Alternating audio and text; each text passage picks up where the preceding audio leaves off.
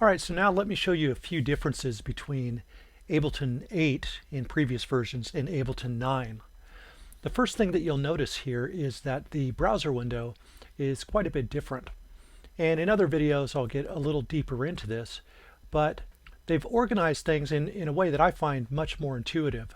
So you've got sounds, which you can immediately look for different sounds, and presets, and it doesn't necessarily have to be instrument based. So this will give you all the presets of all your bass sounds regardless of instrument. You've got drums here, so this will give you all kinds of different kits. Next you have your instruments, so this is all your internal instruments, all the instruments that Ableton comes with. And now audio effects and MIDI effects are separate from the instruments, where in Ableton 8 all three of these would be in the same location. Now they're separate. Next you have Max for Live, and if you have Max for Live for version 8, I'm sure you've got an icon for that as well. But Max for Live comes inside of Ableton 9, so we'll get more into that as well. Then you've got your plugins. These are all your third-party plugins, so this will be all your third-party synths and effects and things like that. Clips, these are kind of starter clips that you could drag in, and I'll drag it into a MIDI track here, and so you can immediately get started on a certain kind of groove without having to set a bunch of things up. So this is very cool for speeding up your songwriting. Now you do have clips in your library in Ableton 8 as well. It just makes it much easier to find in Ableton 9. We also have a samples section, and this is Ableton's internal library of samples. And then you've got your different packs here, which gives you core library and Max for Live stuff. You don't usually need to click over here, but that's been added. Then you have your user library, and for me I've got my Live 8 library because I have just updated from Live 8 to Live 9. Current project, so this will create a folder here for whatever project you're working on right now. And then here, these folders here are all folders that I added. So as opposed to having 3 different locations for samples, you could have as many as you want, and the way you add it is you just click here, add folder, and then I could pick where I would like. So for example, maybe I want my Beatport music. Great, open that, and now as you can see, that folder has been added to the browser. Also, the browser is pretty quick, so if I wanted to search for kicks or snares or something, I can go into click my sample folder, and then I could come up here and type in snare. And as you can see, it's almost immediate. Another very cool thing is if I come into instruments, for example, let's say I'm coming into my impulse, and I've got all these different presets here, right? When I turn this on for cueing, I could click these and it will give me a basic sample of the sounds.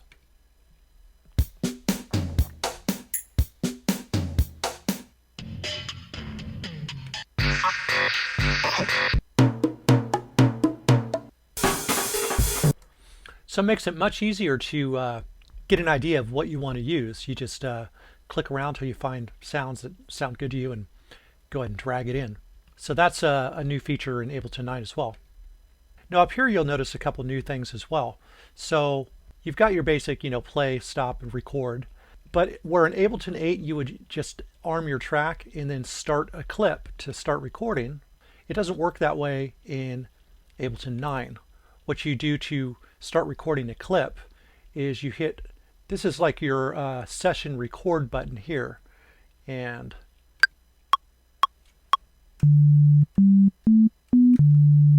as you can see, we recorded that part. Now this right here is for recording automation. In Ableton 9 you can now record automation in your session window, where in Ableton 8 you can only do this in your arrangement window. So for example, I would have this on, and I've got my controller set up, and I'll get into controllers in another video. But as you can see down here, when I twist a knob, I can make something move. So let's just move that real quick. So what I'll do is I'll just hit this session record button and keep this on,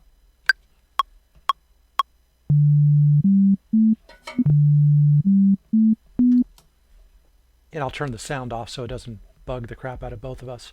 So now if I play this back, as you can see, the automation has been recorded on that clip. Now once you've recorded your part here, when you click on this, this will allow you to overdub on top of what you've recorded. So if this is not on, then when I play,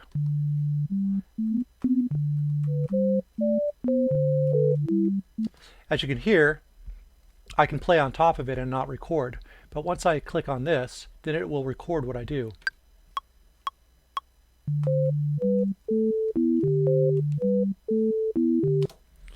Now this icon here is mainly used for the arrangement window.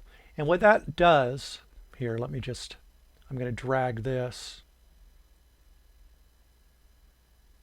over here real quick.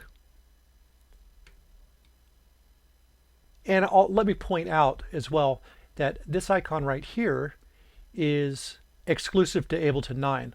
When this is lit up like this, that means Ableton's going to play this clip in here instead of what is in here on the same track. When I turn this off, now you'll see this lights up.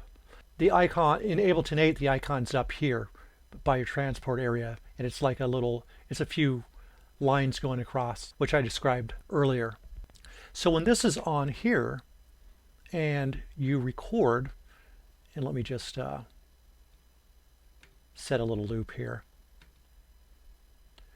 When I hit this, it will add to what I'm playing here, which is going to sound like a mess, but I'll just go ahead and show you.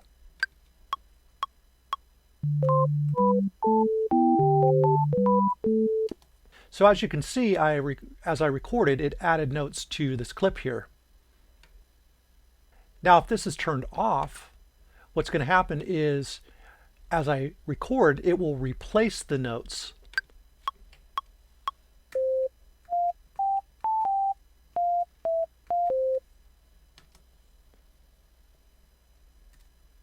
And there we go. I've recorded a new part on top.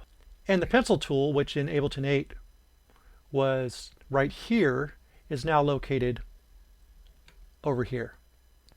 And speaking of the pencil tool and the cursor, when you go to automate, in Ableton 9, all you got to do is single click instead of double click. And that will create or eliminate your markers. And those are some differences between Ableton 8 and Ableton 9.